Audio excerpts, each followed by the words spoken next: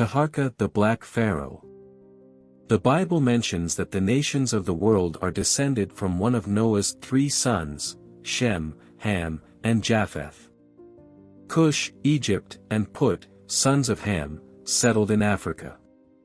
During the 25th dynasty, Cush became pharaoh, and ruled Egypt and South Africa.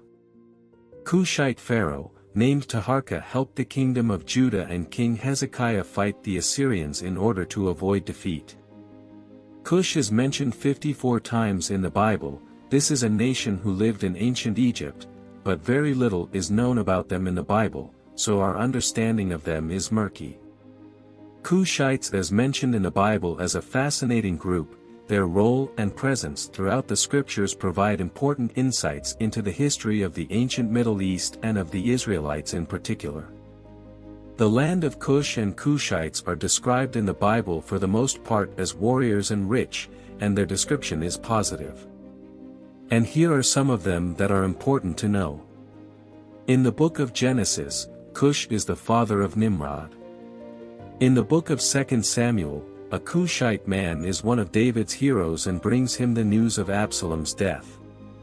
In the book of Jeremiah, the king's servant, the eunuch who saves Jeremiah from death in the pit, is also identified as a Cushite.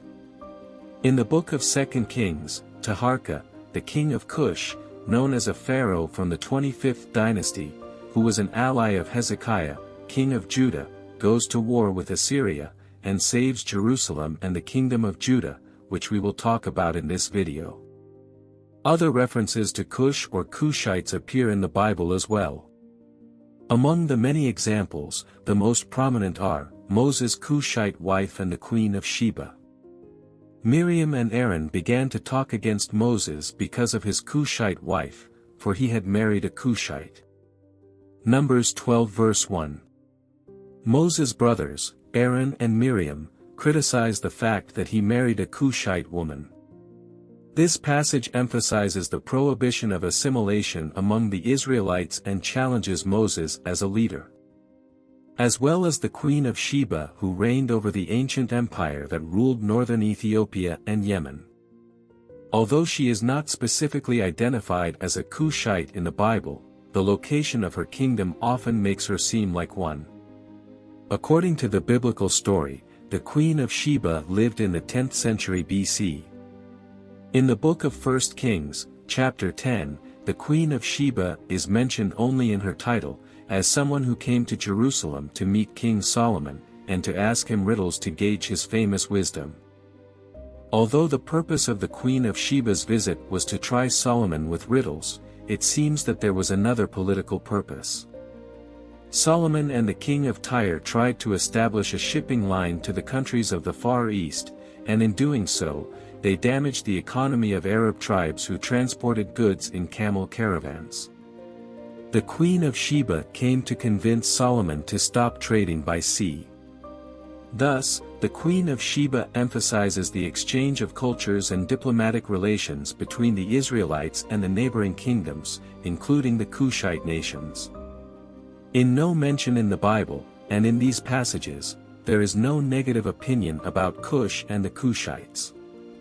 They are depicted as one nation among many, like the other nations mentioned in the Bible. The kingdom of Cush, Egypt's neighbor from the south, played an interesting role in the history of Canaan, Egypt, and the wider ancient Middle East, and its role is important in biblical history. The ancient kingdom of Cush developed along the banks of the Nile south of the kingdom of Egypt. After Egypt conquered Cush, they annexed the south to the empire. The Cushite kingdom was over the years under Egyptian control, but also managed to conquer the kingdom of Egypt by itself and established the 25th Cushite dynasty, which lasted for about 100 years. The story of Taharka, a Cushite pharaoh who saved Jerusalem from destruction, it was in 701 BC when King Sennacherib of Assyria conducted a war campaign to punish the kingdoms that rebelled against him. In this journey, he destroys the cities of Judah and lays siege on Jerusalem. The reason for this journey is quite clear: the kingdom of Judah, which was already under the occupation of the Assyrian kingdom, decided to rebel against the empire. Apparently, Hezekiah and his kingdom of Judah have no reason to rebel.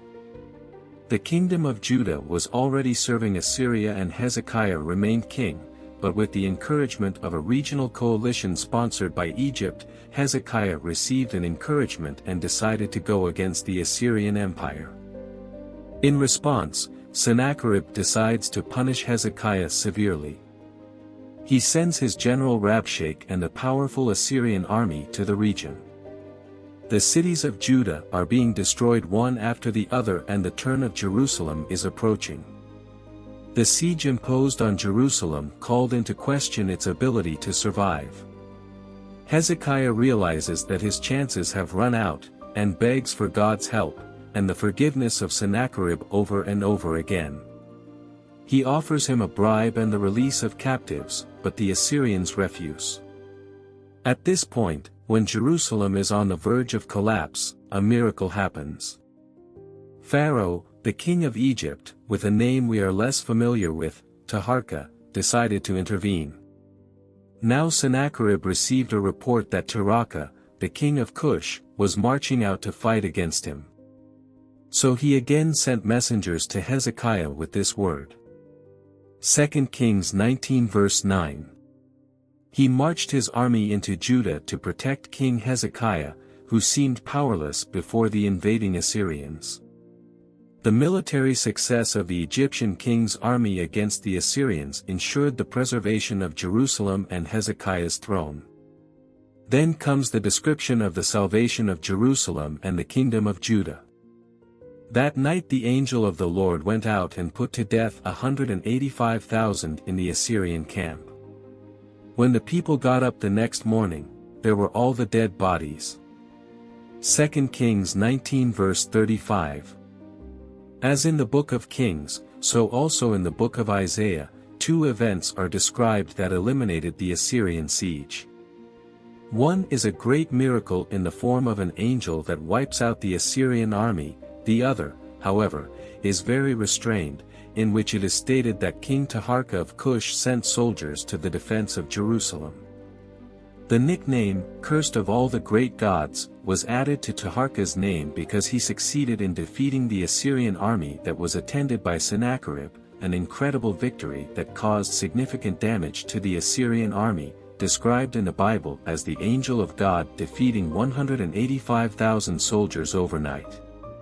In the Taharka inscription, found in Egypt on the border of Sudan and written by him, he boasts that he defeated the Assyrians during his reign. It is similar to what is written in the Bible. Thus, scholars agree that the above description describes Taharka's and Sennacherib's battle results. These results probably had far-reaching consequences for the kingdom of Judah, as without Egyptian intervention, the kingdom of Judah under the leadership of Hezekiah would probably have been destroyed.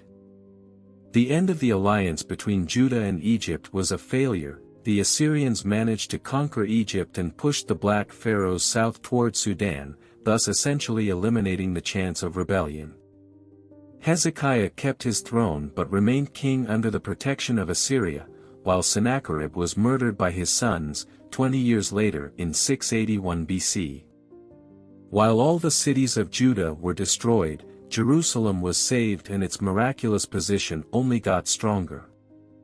David's dynasty survived the Assyrian Empire and will continue to rule forever, at least that's what they believed in Jerusalem, but then the Babylonians came. The Kushites are described as a militaristic people in the Bible, and their military reputation in ancient Egypt and the ancient Middle East is consistent with this description.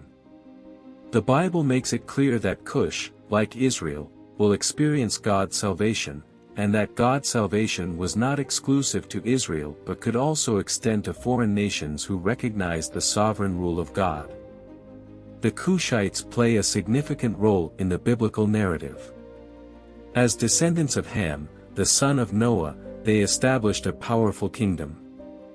Their interactions with biblical figures and Israelites provide a glimpse into the cultural, political, and religious landscape of the ancient Middle East. We hope you learned something new today. If you did, Give this video a like and share it with your friends. You can share with us what you know by leaving a comment below. And don't forget to subscribe to our channel for more informative and entertaining content. Thank you so much and see you next time.